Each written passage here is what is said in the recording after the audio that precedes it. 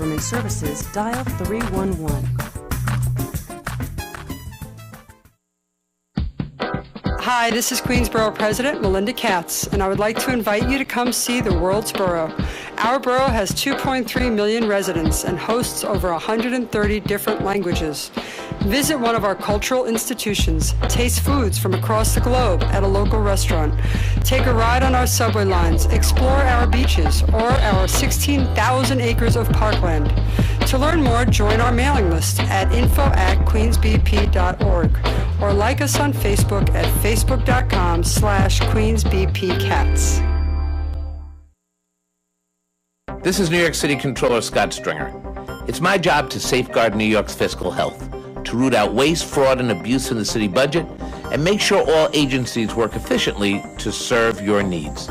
The City Controller's Office is working hard to ensure that your tax dollars are being spent on programs that create good-paying jobs and help all New Yorkers climb the economic ladder. As City Controller, one of my most important responsibilities is to manage New York City's 5 pension funds, which are valued at more than $160 billion in assets. Public pensions safeguard retirement security for over 700,000 active and retired civil servants. My goal as controller is to make sure every New Yorker has an equal opportunity to succeed.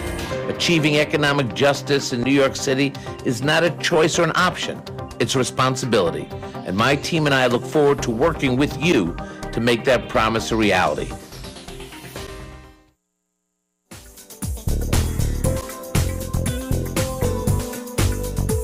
Remember, for more information about New York City government services, dial 311 or visit nyc.gov.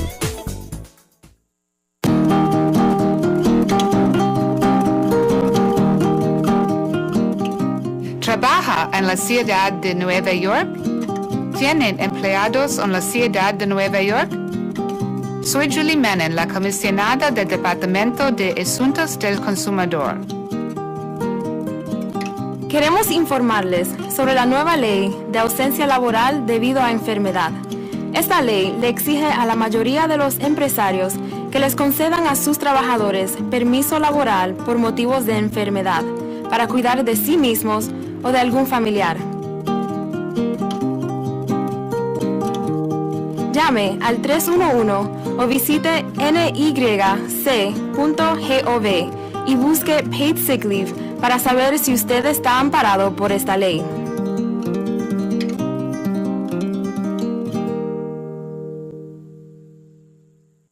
This is Manhattan Borough President Gail Brewer. In February, taxpayers receive their W-2 forms from employers and can start to file their taxes. Did you know that many families qualify for the federal Earned Income Tax Credit and don't do the paperwork to apply? If you qualify, the credits could be worth up to $8,000. Find out if you qualify by visiting manhattanbp.nyc.gov/tax credits.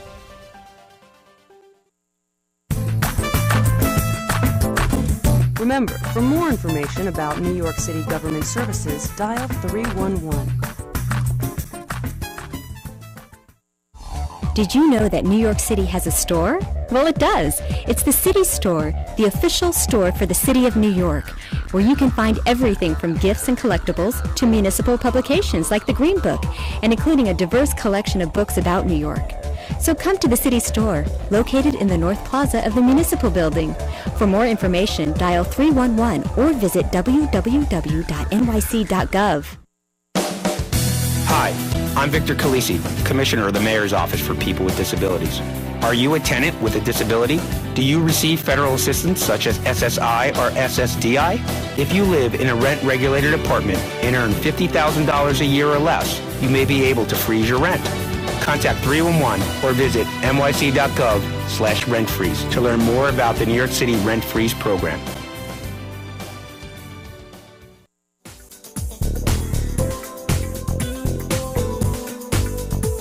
Remember, for more information about New York City government services, dial 311 or visit nyc.gov. Do you work in New York City? Do you employ anyone in New York City? I'm Julie Menon, the Commissioner of the Department of Consumer Affairs, and we want you to learn about the city's new paid sick leave law, which requires most employers to allow... We need to start our launching ceremony, so we can have, if you have an empty seat next to you, can you please raise your hand? And those of you who are standing, can you please take one of those empty seats next to one of the people that are raising their hands so that we can start right away. Thank you all for your cooperation, and welcome to National Action Network's convention. Please keep your hands raised so that people can see there's an empty seat next to you. And those who are standing around, can you please find one of those empty seats?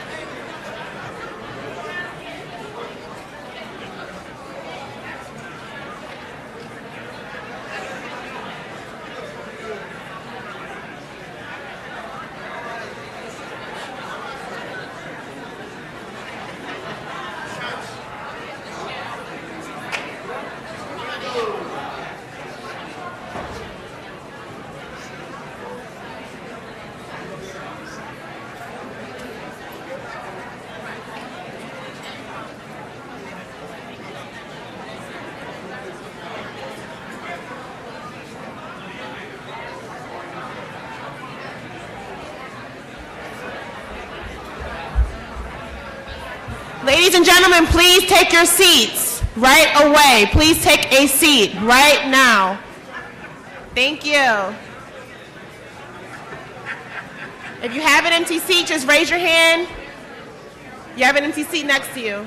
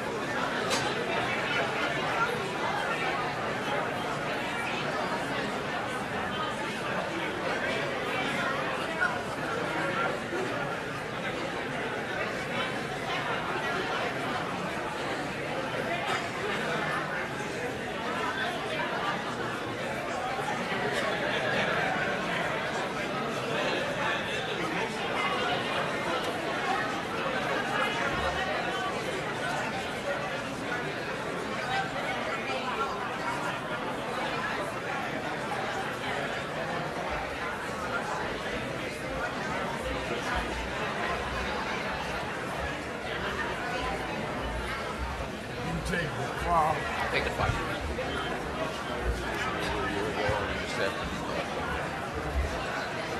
You here.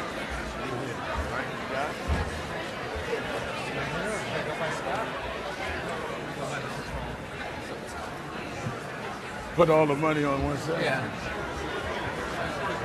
Thank you, brother.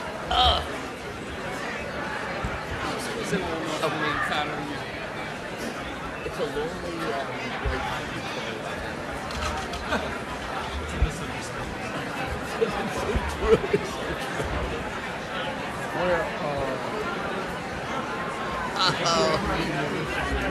Hey guys.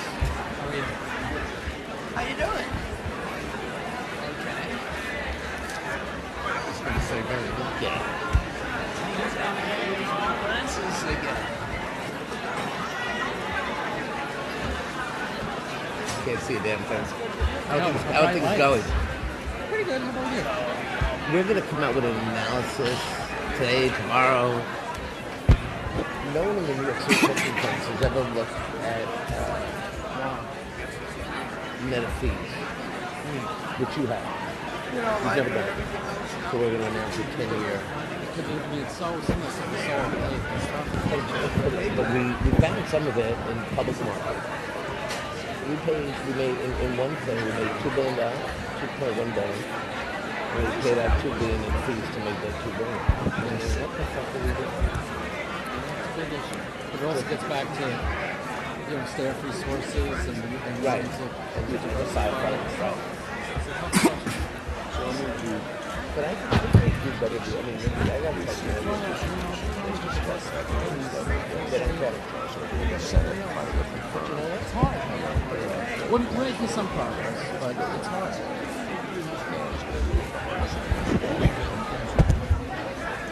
Well, I think, yeah.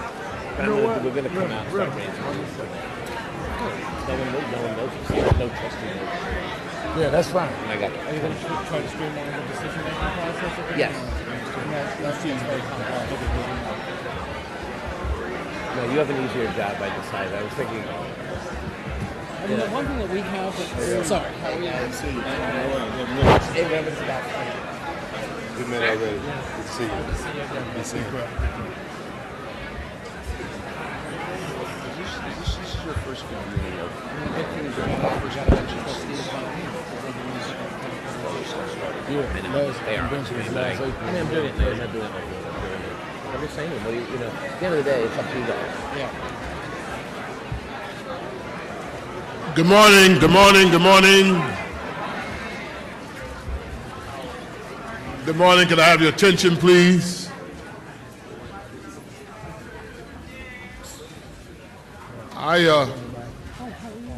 I'm W. Franklin Richardson, Chairman of the Board of National Action Network.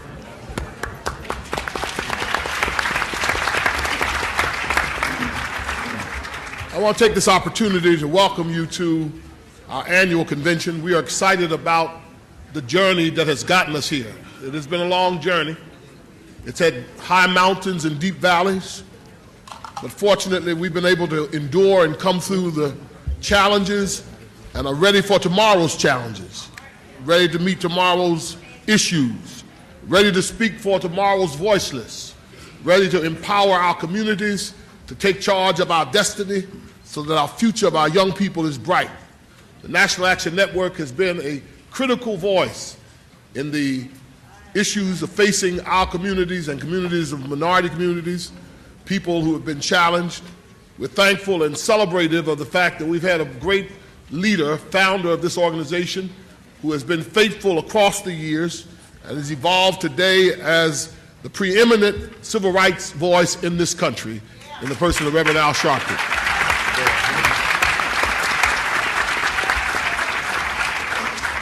I want to thank all of our chapter leaders who've gathered from around the country, as well as the members of our board of directors and all of our invited guests who've come here today to share in what is a critical gathering. We do not come to this convention for fun.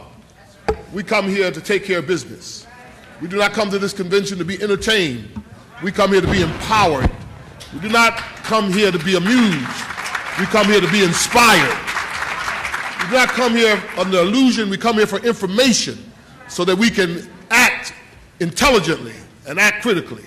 And I hope that you will engage all of your resources so that when you leave this convention at the end of this week, that you'll be better able to be the voice that we need in the trenches, the voice challenging systems that are not fair, challenging people who are distant from our reality. And so it's my joy therefore, to welcome you here on behalf of the wonderful National Action Network, our president, board of directors, chapter leaders, all of the workers, members of the organization across the country. And it's my pleasure now to present the one who has kept us together, the one who's been the center force, the one who has been the visionary, the one who's been the energy behind the door, the hardest working preacher I know in America, the Reverend Al Sharpton.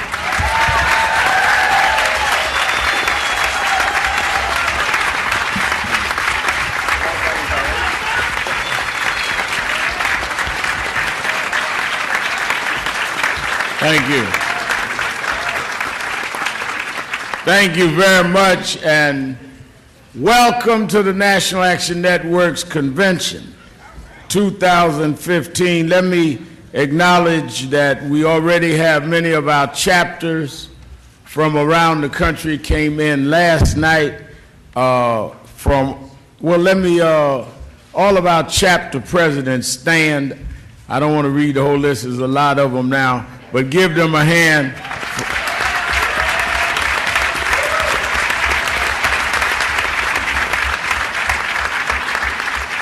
Our chapter leaders we have around 42 states that have pre-registered and over 6,000 people that have pre-registered that will be here over the next 4 days. So this by far will be the largest gathering of civil rights activists since last year when we met in this same room. Let me say, and then I'm going to make some preliminary remarks and bring on our officials and then cut the ribbon, and we are going to get going. We are going to be on time with our panels. Our first plenary speaker is already here, Senator Bernie Sanders of Vermont. Give him a hand.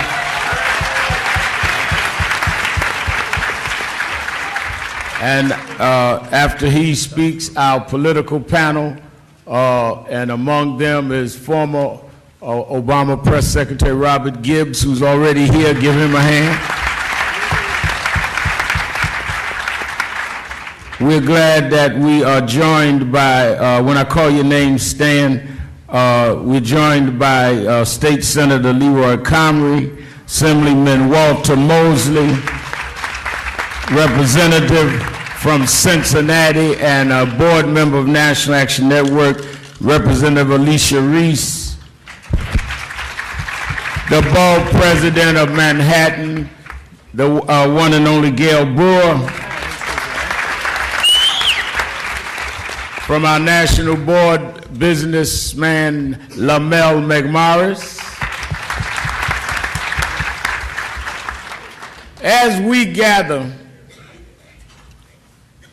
there are three critical issues that will be central to our convention. One, National Action Network started 24 years ago dealing with the issues of criminal justice reform. 24 years later, this nation is still challenged. When we look at what has transpired just since our convention last year, what used to be the grounds to dismiss us is now unavoidable. There must be national policy and national law on policing.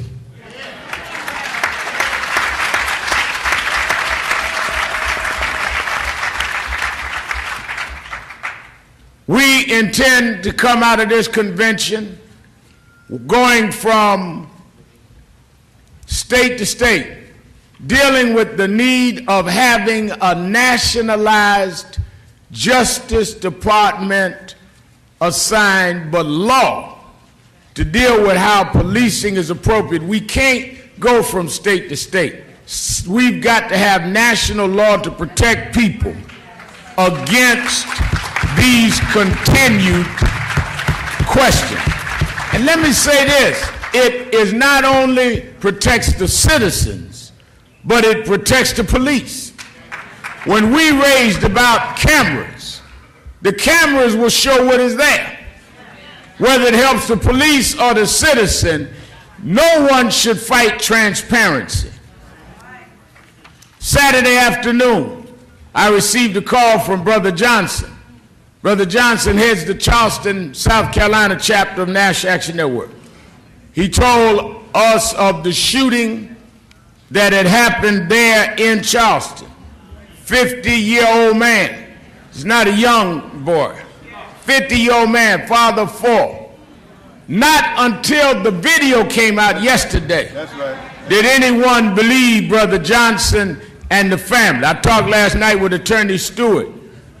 In this convention today, the family of Eric Gardner, the mother of Michael Brown, the mother of Tamir Rice, the 12-year-old boy in Cleveland, all will be on the panel at noon. They will all be here. We will stand to say to this family in Charleston that not only are we with you, that we are saying that there must be national legislation around cameras and around accountability. The mayor and the police chief in Charleston did the right thing, and we commend them, but we cannot have a justice system that hopes we have a mayor in the right city or police chief. We have to have one policy that is national.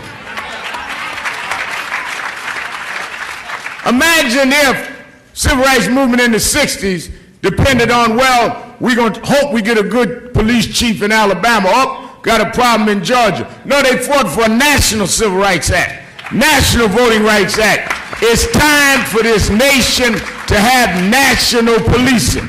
So one of the things we're going to deal with in this convention is that with the victims, difference between National Action Network and others is that we stay with the victims. When I talked to Attorney Stewart last night, who represents the family in Charleston, who has dealt with other cases with us, our way of dealing with things is to don't forget you're fighting on behalf of others. And you cannot turn around and disregard and disrespect the wishes of those. Reverend Nelson Rivers, that heads religious affairs for National Action Network, stand. Pastors in North Charleston, South Carolina. And he's prepared to go home to help them at whatever way Attorney Stewart wants. I'm prepared in the next few days to go to Charleston per the directions of Attorney Stewart. But we also must go to Washington. That's right. And we also must mobilize around this question of criminal justice reform. That is why we have the victims that will be here today already scheduled. Secondly, we are going to continue the mobilization around the fight for civil rights for everybody. This afternoon, one of our panels is the children of the movement, the daughter of Dr. Martin Luther King, Reverend Elder Bernice King, children of Malcolm X, children of Ralph Abernathy. All will be on a panel, Dominique and Ashley. We are going to deal with the fact that you cannot have civil rights for anybody without civil rights for everybody.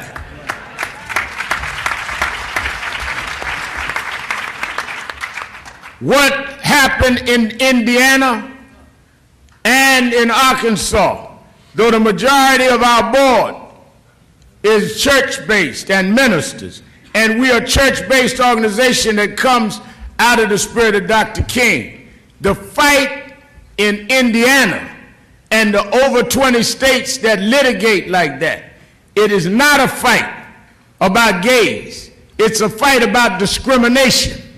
Right. And you cannot condone discrimination against anybody, or you permit it against everybody.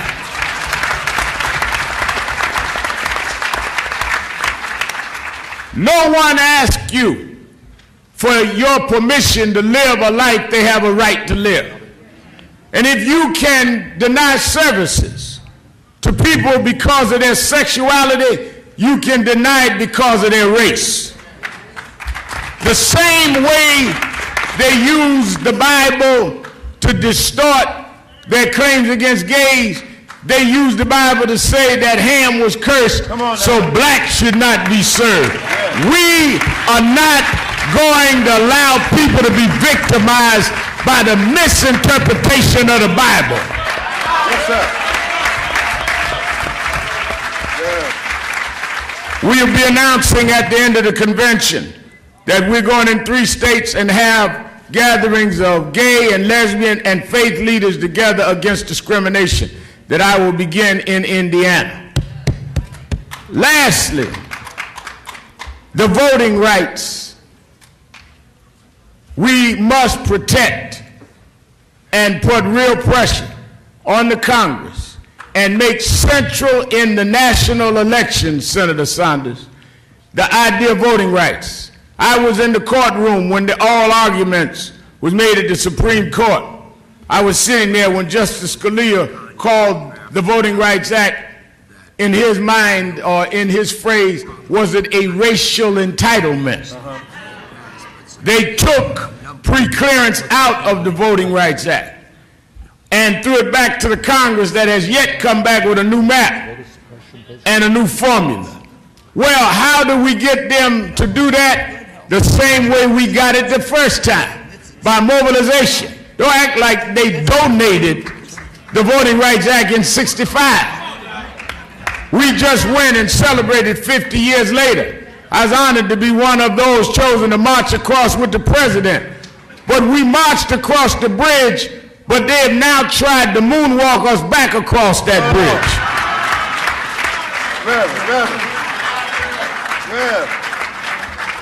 So we are going to, starting with our chapter in Iowa.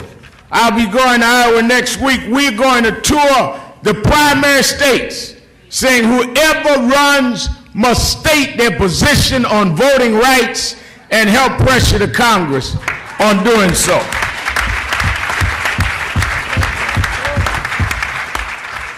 Saturday morning, the president of the NAACP, Cornell Brooks, president of National Urban League, Mark Morial, president of Black Women's Roundtable, will join us as we conclude the convention.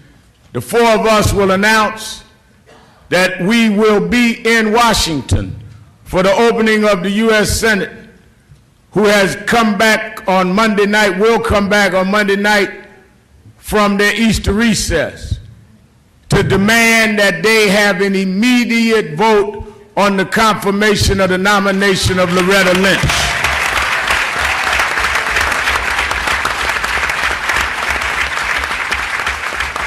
It will be over 150 days, which is unprecedented, that you have a qualified nominee by the President of the United States and not be confirmed. So we are not named National Action Network because we couldn't think of another name. We are about action, not about what you say, it's about what you do. So we are convening to hit around this country, around voting rights, around police reform, and around our wanting the confirmation of Loretta Lynch. So from Charleston later this weekend to Iowa to Indiana, the action is on. And we intend, just as we were in Ferguson and Staten Island, we intend to be on the forefront of seeking justice and fairness. I want to make 2 things clear, and I'm going to bring on our speakers and cut the ribbon. One is we react when called. People call us sometime, our critics, ambulance chasers. Well, we are more the ambulance. We respond to the call. Gwen Carr's here this morning, Eric Gardner's mother. They called us in Staten Island. Little did we know Staten Island was going to happen when we talked about police reform at last year's convention. While we were leading 15,000 people across in Staten Island marching for Eric Gardner, I had to leave there to go to Ferguson to preach the funeral of Michael Brown at the request of the Brown family. We respond to the pain of people, but we respond not to inflict pain, but to establish justice. All police are not bad. We do not believe most are, but those that are must be held accountable, just like people in our community are held accountable. And police chiefs around this country ought to take notes of Charleston, South Carolina. Who would believe that a police chief in the Deep South would show more honesty and transparency than some of the big city police chiefs?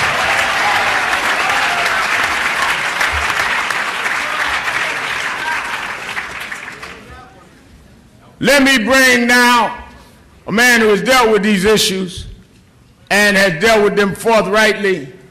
He has no stranger to National Action Network. In fact, when he was running, he made a quip about the House of Justice, and they ran it on commercials against him, and he got elected.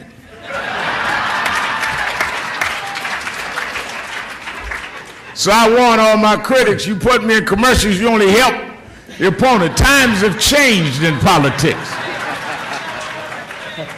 Wait a minute, why y'all got Mayor Baraka sitting in the audience? He's the mayor now. I know he's an activist, but he's the mayor. Come up here, Mr. Mayor, sit next to our mayor.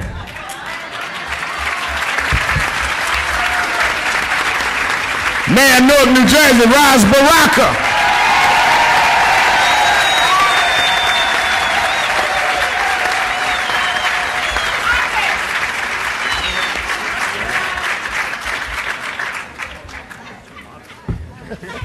I want to bring to the podium the State Attorney General for the state of New York.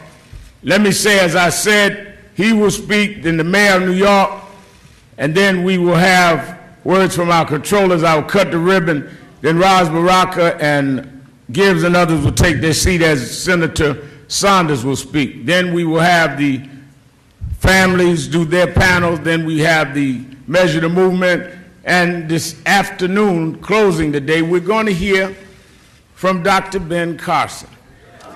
Now, I know a lot of us disagree. I think Dr. Carson and I don't even agree. Today is Wednesday. But we hear from everybody. They say we're closed-minded and ideological. We're going to hear from everybody. We had Newt Gingrich here one year. So we're going to hear, and they want us to heckle and boo him. I heard one guy, why is he going to get booed? We're going to show we can listen. And we make intelligent decisions. Governor O'Malley's coming later. You cannot deal with putting things on the agenda in 2016's elections unless those that are running can be heard and then have to hear us. Is that right? And then tomorrow on everybody that registered has a schedule. I'm not going to keep running the schedule. But I want you to know what's on for the day. Then tonight, this is not a party convention, as our chairman said. We have church at night. Yes, sir. And tonight, the preacher and the performer will be Reverend Hezekiah Walker. That's at 7:15. Why 7:15? Because everybody's in their room till 7 watching Politics Nation.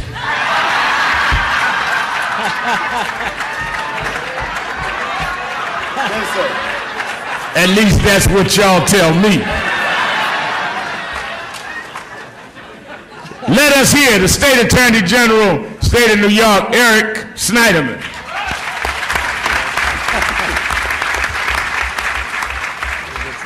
Thank you, Reverend Sharpton, for your work for convening such a great convention and for our secret weapon in my first campaign. I appreciate that.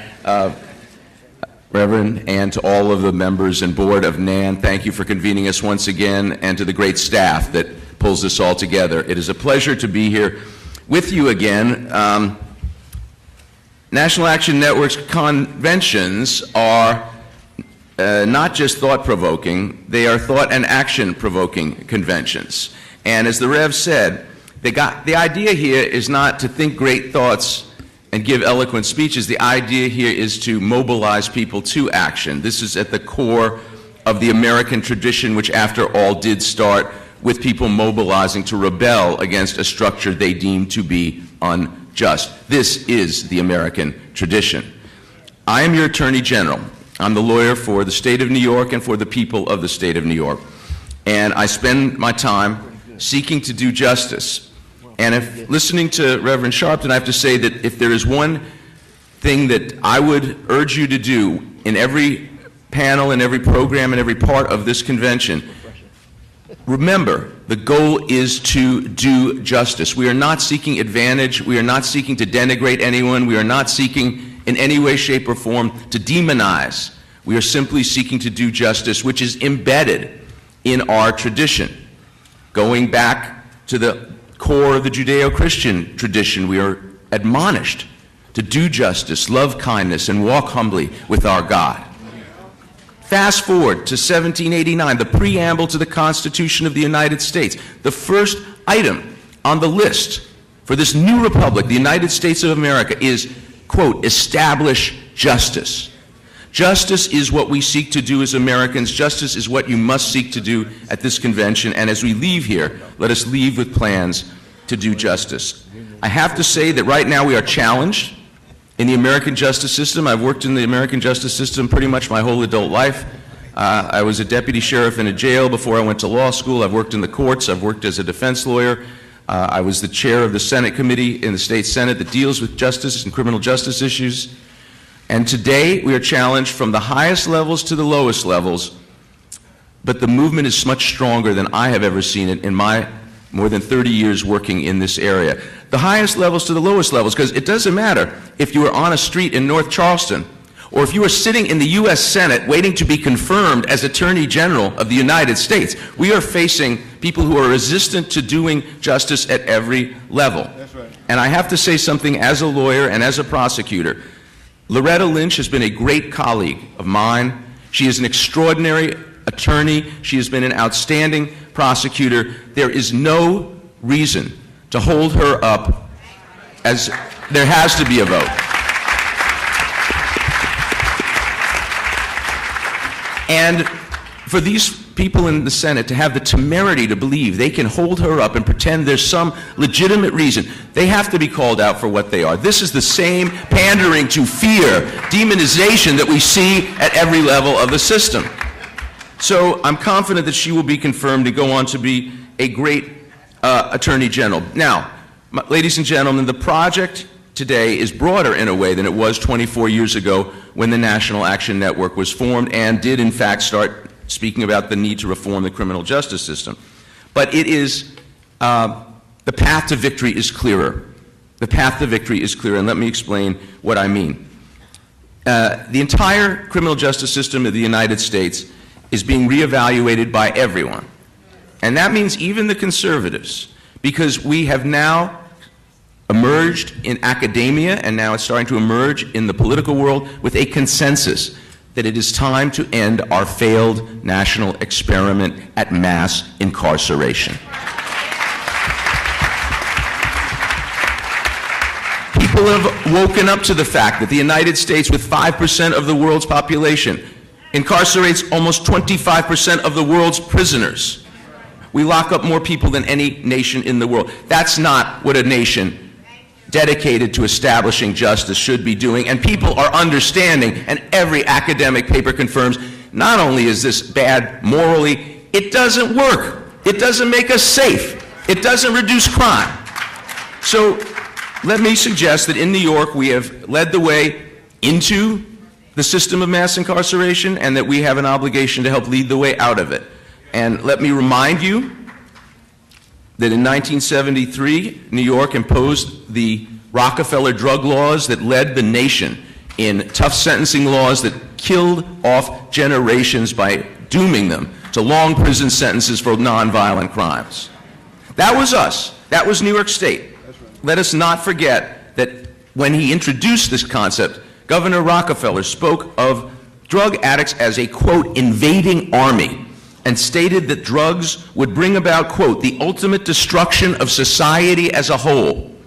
Now think about that rhetoric when you hear some of the hyperbolic histrionics that greet us today as we propose modest reforms to a system that are backed up by reams of scientific evidence. I am your Attorney General. I seek to do justice every day. But I will tell you now that in our effort to do justice, we must militantly and diligently follow the science. We must follow what works. And what works is to reduce crime. And if you want to reduce crime, you have to reduce recidivism. And if you want to reduce recidivism, you have to reduce incarceration. From the beginning to the end of the system, you will walk out of here today and into a movement where there are people all over America waking up. Let me suggest that in California, just last November, they passed Proposition 47, which undid their worst felony incarceration laws. They are getting millions of people out of prison. In Illinois, a few months ago, a Republican governor, Bruce Rauner, convened a commission on criminal justice and sentencing reform and mandated them to come up with a plan to reduce incarceration by 25%. You know, you had Newt Gingrich here, Rev, you were saying? Newt Gingrich now participates in a group called Right on Crime. They have a website called Right on Crime, like right and conservative.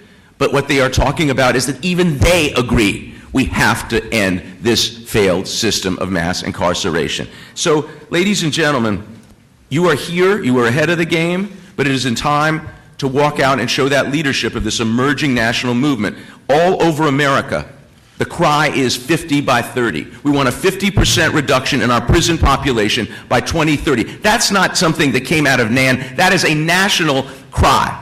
You are ahead of the game, and you will show leadership at this phase also. But I have to tell you, as a lawyer and someone who works every day with the police are with us on this. It is important to understand that the vast majority of police officers are more committed to these principles. They know what works and what doesn't work than anybody else. Whatever solutions we come up with will have to include the police. The police must come back into working with the community they protect. Never lose sight of that goal.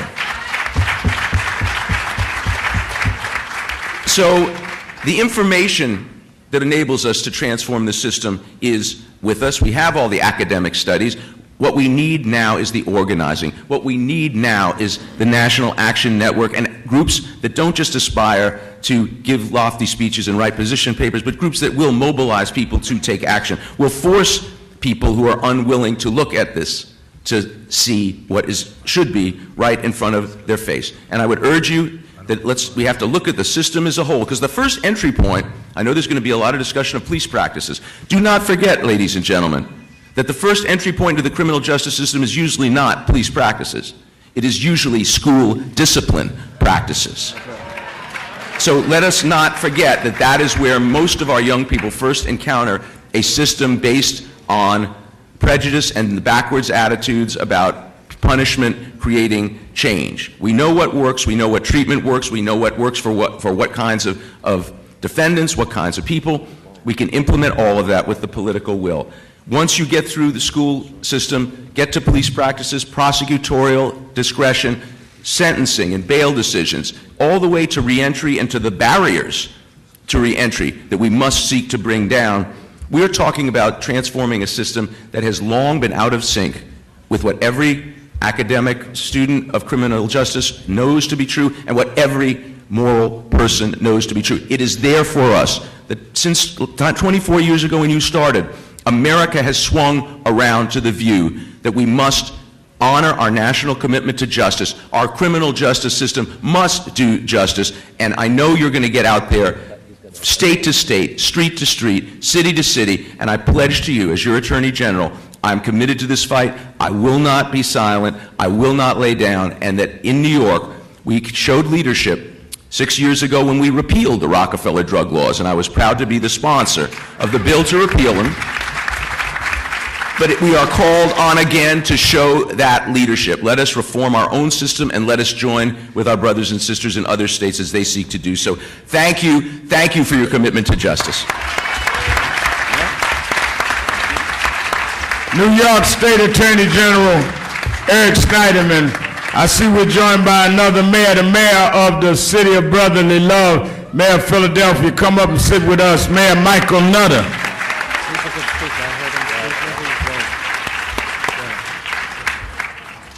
I want to also acknowledge the parents of Sean Bell just walked in. They'll be part of our panel. We fought and continue to fight with them. Stand up. Mr. and Mrs. William and Valerie Bell. She's the head of the New York State branches of the NAACP, but she's the godmother to all of us. Hazel Duke's in the house.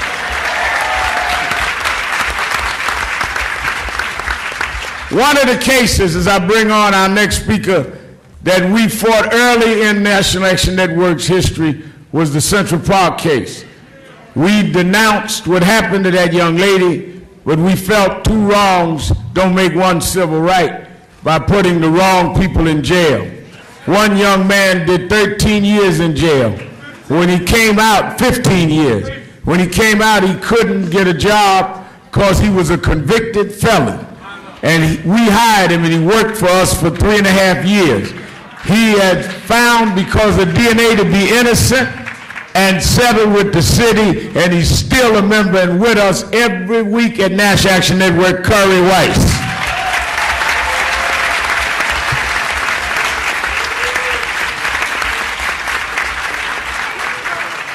Let me also, I'm going to be acknowledging people out there, but I must acknowledge the work of our chairman.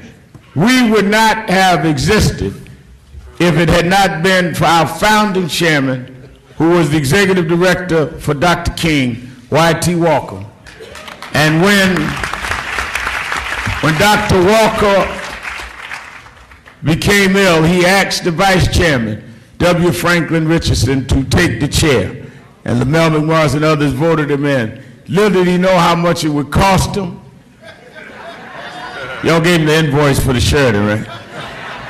But he's been there, and from the suites to the streets to the jail cells. We had him locked up protesting Sean Bell. He's been there, our chairman, Dr. Richardson. Give him another hand.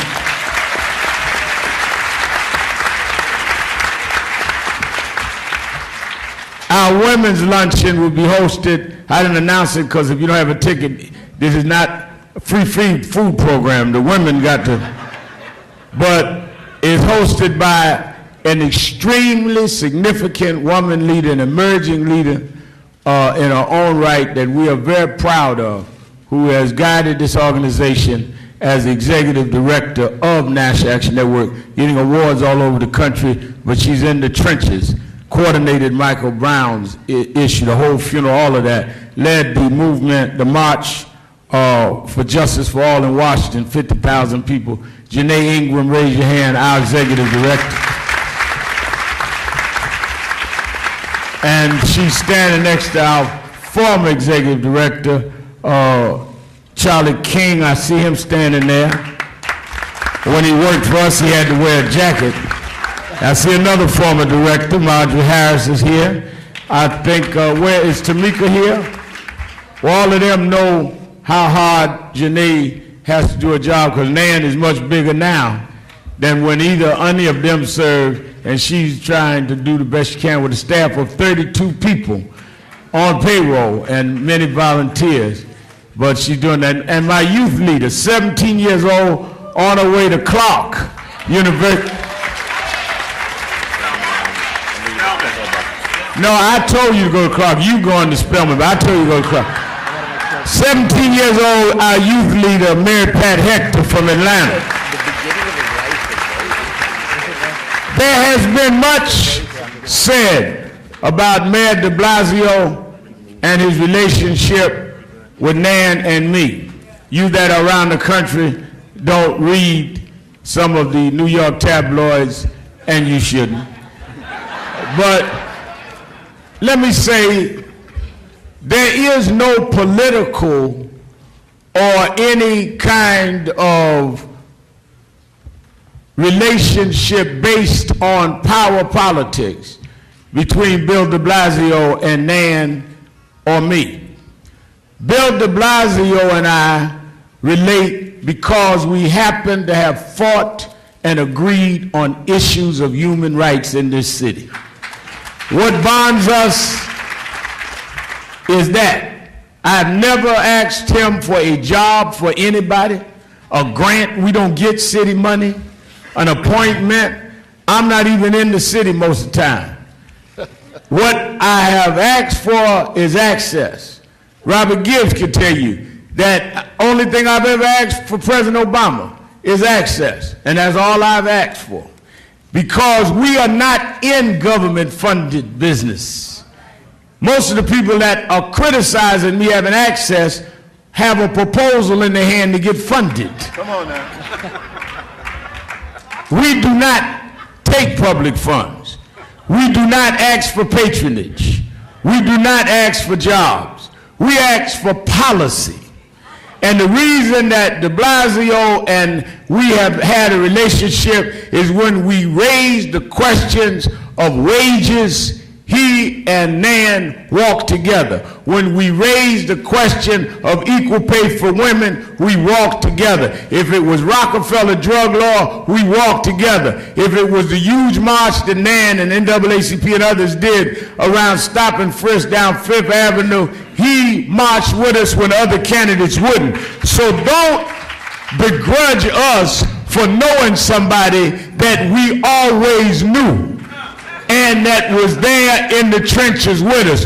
Don't try and misinterpret a relationship built on common beliefs and try to corrupt it like it's some backroom deal. There's nothing in the back room we want. We want everything out front. And that is our relationship. The mayor of the city of New York, Bill de Blasio.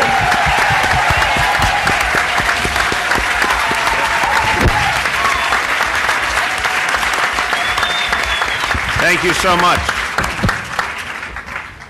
I want to welcome you all to New York City. It is an honor for us to have the NAN convention because we honor what NAN has done now for almost a quarter century. And Rev, you are right. You could have chosen a lot of names, but you put the word action. You put the word action in the title and you lived up to it. And I want to say to everyone that it's a time that calls for action. I'm sure that those of you who were part of the founding almost a quarter century ago hoped and prayed we would go farther, hoped and prayed that the progress made on civil and human rights would keep expanding and be joined by progress on economic justice. And the sad reality is we are fighting a number of the same battles that you confronted at the beginning of NAN. In some ways, the economic struggle has grown deeper.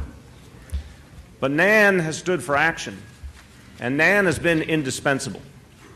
And Rev, I want to thank you, because you had the audacity to believe you could build an organization of this importance and this conscience. And I know our country would not have made some of the progress we have made if it weren't for your leadership and NAN's leadership, so thank you for that.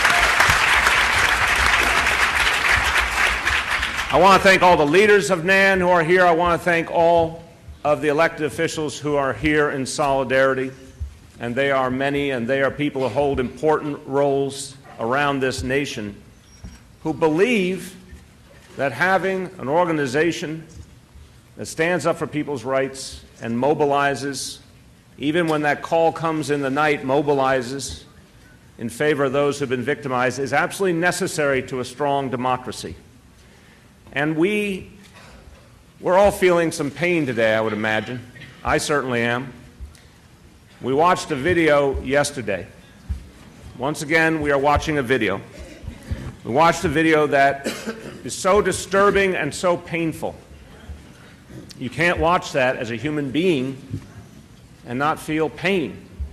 It makes no sense according to what our core notions of humanity and decency and justice are.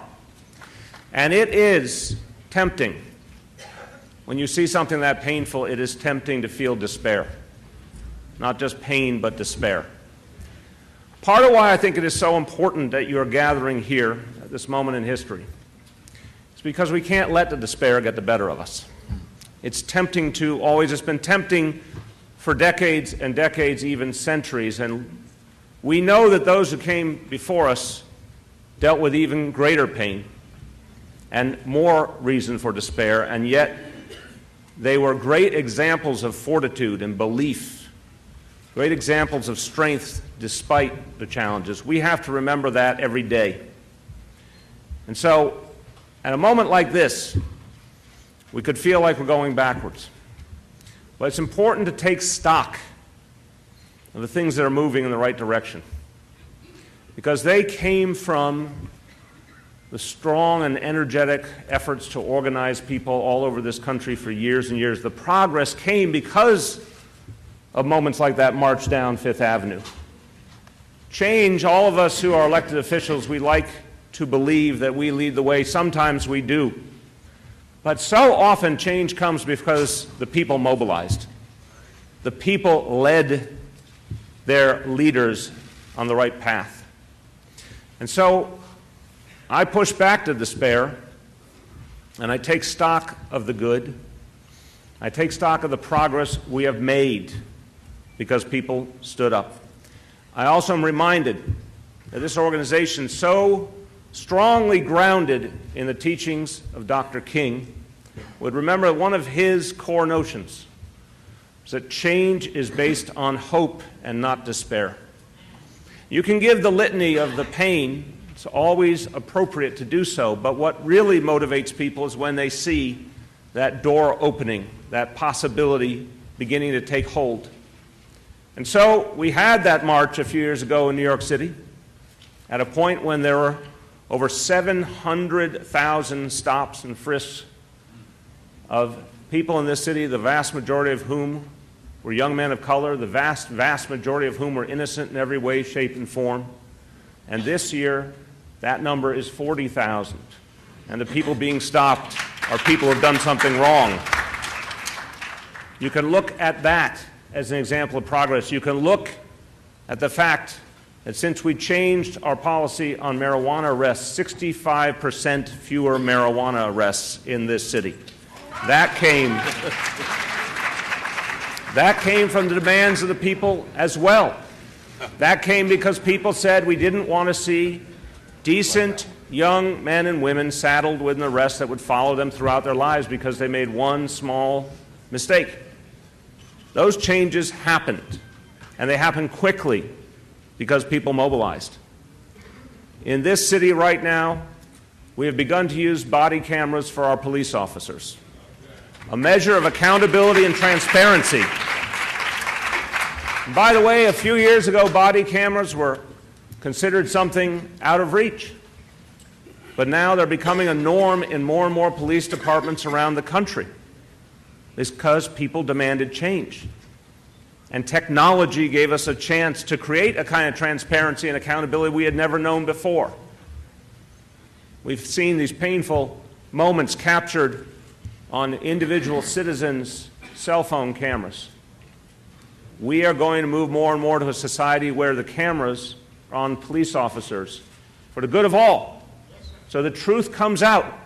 As Rev said, whether that truth indicates fault on the part of the officer or the citizen. What we're seeking is the truth. What we're seeking is a transparency so we can all believe in that common set of rules. We've got to keep our focus on those changes that we all are making. It is propitious that even against the backdrop of the sorrow we're feeling today, we get news this morning of elections in Ferguson, Missouri that changed the composition of that city council to represent that city.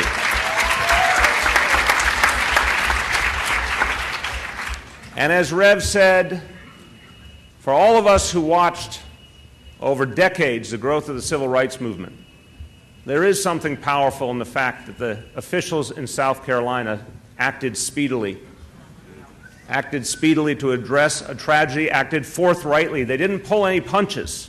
They said something was fundamentally wrong, and they applied justice. That indicates something changing that not so many years ago would have been very hard to imagine. And it is because of the work everyone in this room has done. I want you to remember that at the moment when you feel despair, at the moment when you don't want to go and speak at one more gathering, or you don't want to knock on one more door, take stock of the progress that's been made. This organization fights against inequality. And so often that fight is involved dealing with issues of the criminal justice system. As I said earlier, the fight more and more is now about economics as well. Because economic inequality, sadly, is growing in this country. What Dr. King was acting on in the last days and weeks of his life, when he devoted himself more and more to questions of poverty and lack of opportunity, questions of economic fairness, this now is the cause we have to take up more deeply than ever, because we can see with our own eyes our country going in the wrong direction. And we know that you can't have civil rights without economic rights. It's as simple as that.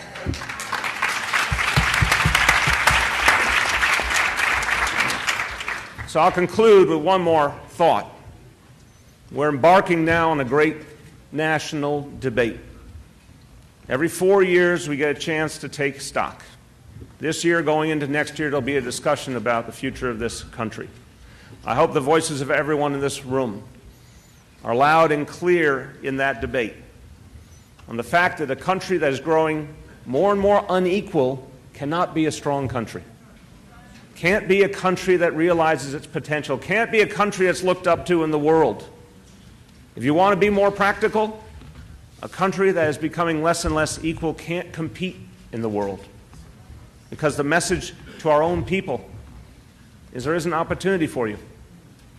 How do you win a race when your own people don't feel they belong? We have an opportunity. We have an opportunity to change that. We have an opportunity to demand a society that is inclusive, not just in terms of civil and human rights, but in terms of economic opportunity for all. A society that actually rewards work again, rewards work by hard-working people. That's what this discussion in our nation will be about. By the way, as is so often the case, and this should also be a way we push back despair and we embrace hope. Brothers and sisters, the majority is already with us when it comes to fighting inequality. The majority of this country can feel that they're slipping backwards economically. They know that there's something wrong with the rules of the game. They know that this society is less and less about them and their families. The majority is there waiting to be reached and energized and mobilized. Take with you from this convention that the people are already with you. They simply await your leadership to bring about the changes we need. Thank you, and God bless you.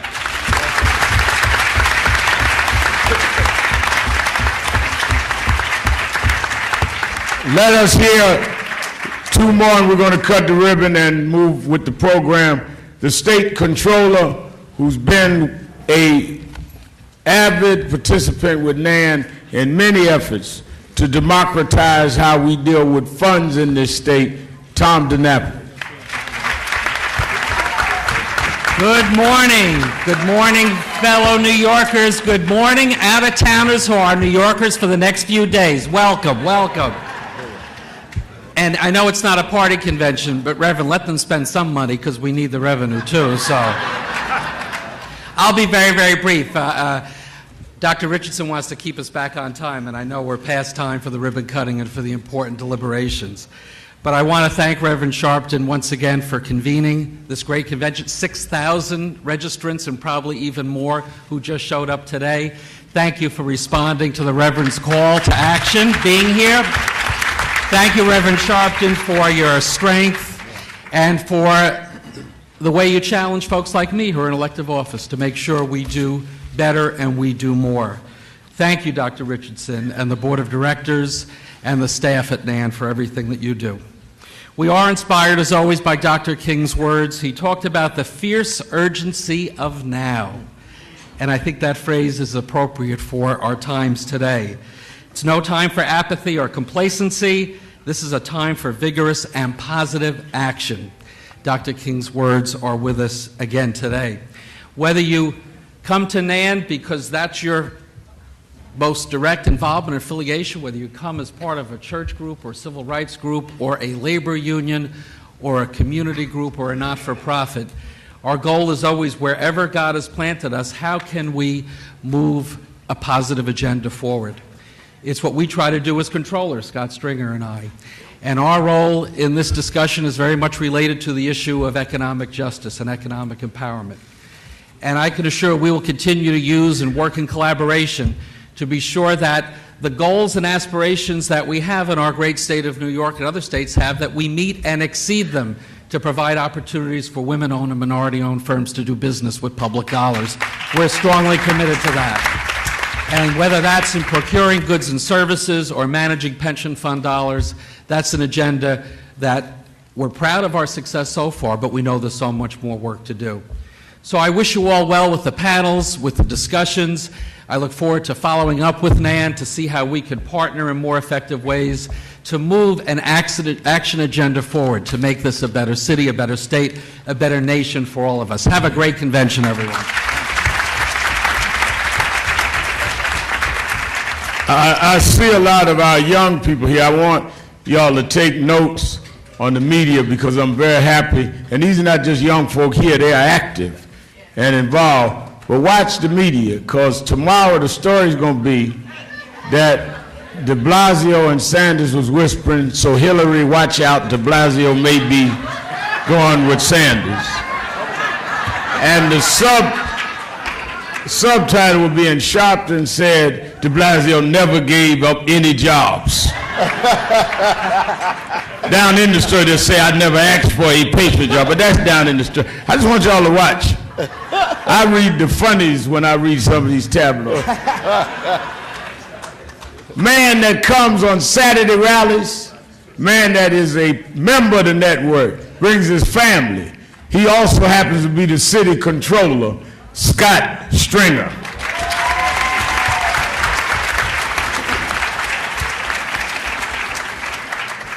Thank you, Reverend Sharpton, and thank you, Reverend Richardson. I just got to do a quick piece of business. Mayor de Blasio called me last night and said, I have to make an important speech at NAN.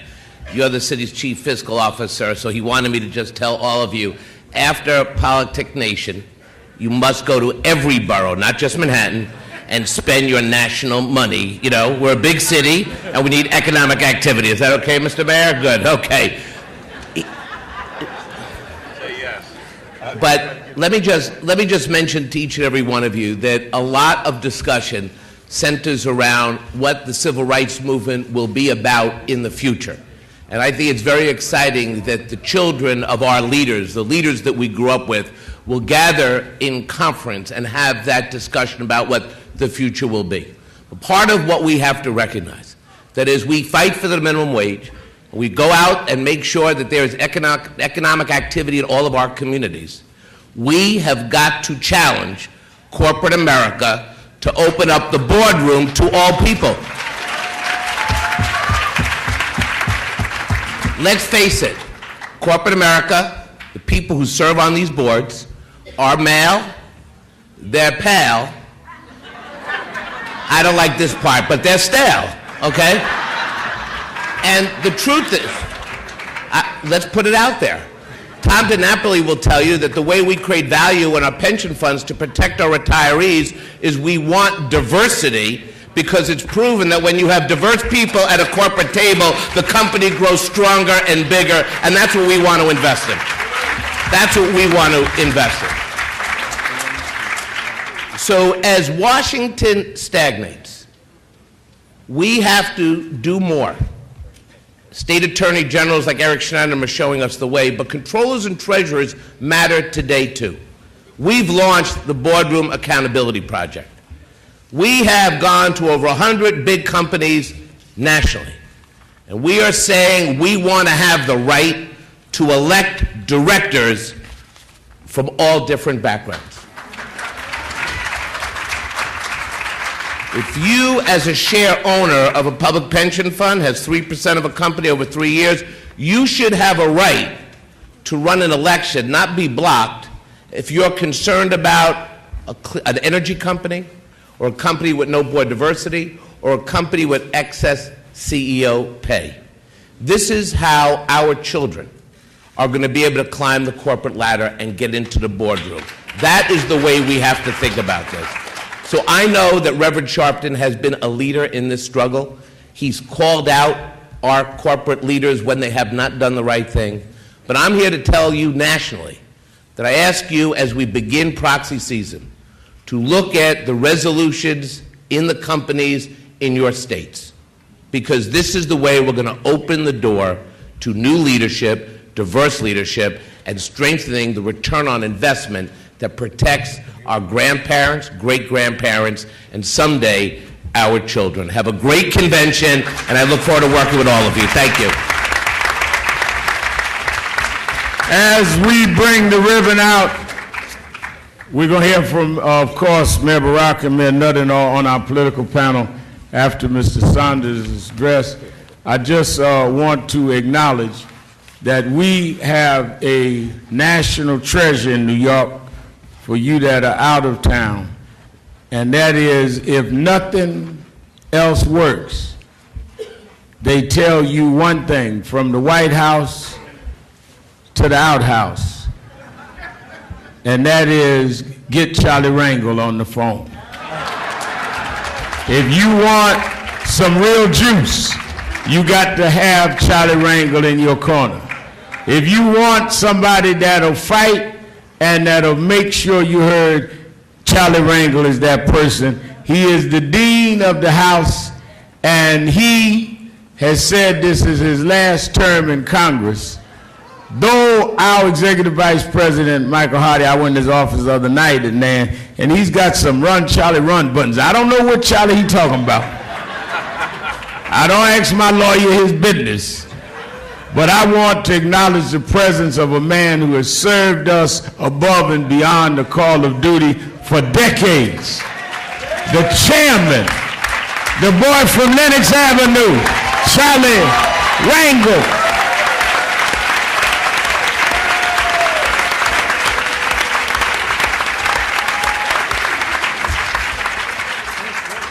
I tell all the time, Mr. Mayor, and we're going to cut the ribbon for real, but I tell all the time that I was getting off the shuttle in Washington, and a lady looked in her 80s, couldn't see well, looked at me, and she says, "Are you Charlie Rangel?" I said, "No, he's a little older than me, but we do have hair alike." She says, "Oh, I thought you were Charlie because I was going to donate to a charity that he would advise. I had a check for $10,000. I said, "Well, miss, the National Action..."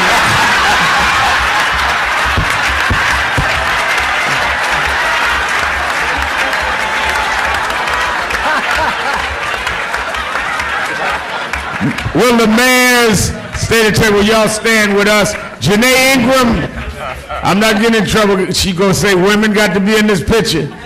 Janae Ingram, Mary Pat Hector, Dominique Sharpton, our staff, our regional vice president, Kirsten Foy, Commissioner Kareem Kamara is coming up over faith in the state.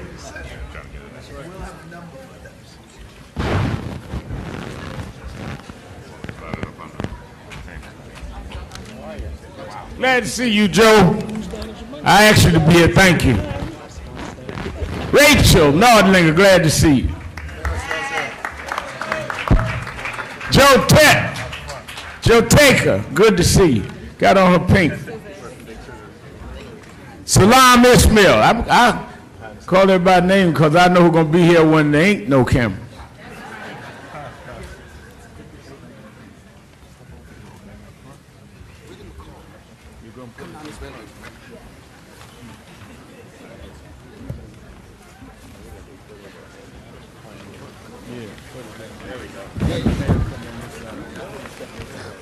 Mayor?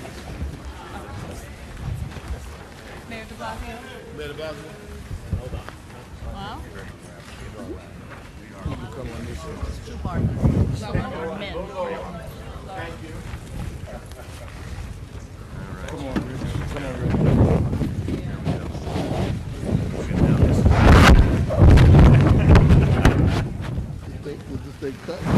How's it cut?